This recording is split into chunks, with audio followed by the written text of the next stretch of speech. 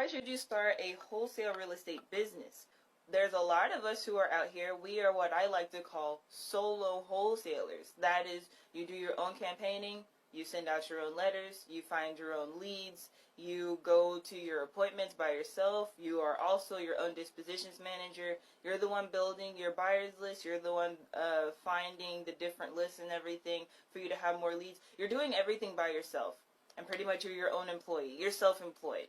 So my idea is to transition from being self-employed into having a business. So solo wholesaling has a cap.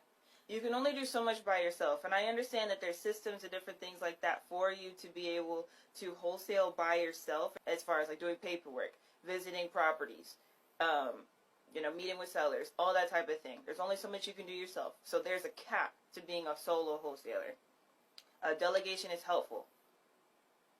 Why wouldn't you want to delegate doing certain things? So let's just say you've already talked to the seller, you've already had certain type of conversation with them where you're at a certain price point. You just have to verify whether what the seller is saying is true or not.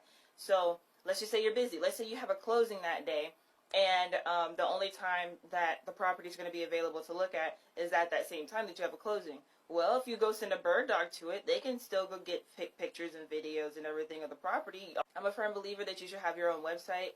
I know programs like Investor Carrot. I think Sean Terry has programs where you can create a website, and it already has certain types of real estate SEO to create your own website and build your own online audience and different things like that. The way that I show you in the mastermind group, then you'll be able to cater to what you need specifically. So what your sellers may need specifically, the people who you've been targeting and retargeting, what they need specifically. Having bird dogs and boots on the ground, you really need somebody who can be in tune with the climate you're in. So if you have someone who's local to that city, they'd be way more of an asset to you rather than a VA who is just doing a job. And there's, like I said, there's nothing wrong with doing that job. Most likely they're going to be skip tracing or cold calling, doing things like that. But when you have someone who has boots on the ground, they'll be able to point out things to you that you didn't see before. Credibility is more prominent when you have a team. So if you are approaching a seller, people are going to be more skeptical. So if you are talking about how you have a team, people automatically find you more credible, because if you have employees on your team, or even if you refer to them as independent contractors, you even can explain what you have going on. You're like, I have an acquisitions manager, I have some bird dogs.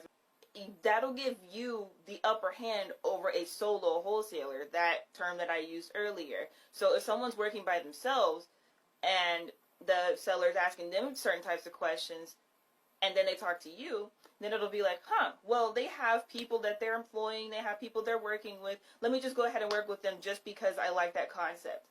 So you already have the upper hand, and you don't have to say, oh, we're this big company, we're doing all this big stuff. You can just say, no, I have 2 or 3 bird dogs on my team, I have an acquisitions manager or whatever, that type of thing. The way that our economy is going, the way that the real estate market is going, the way that the way of life period is going, there's going to be so much real estate available, you will need assistance.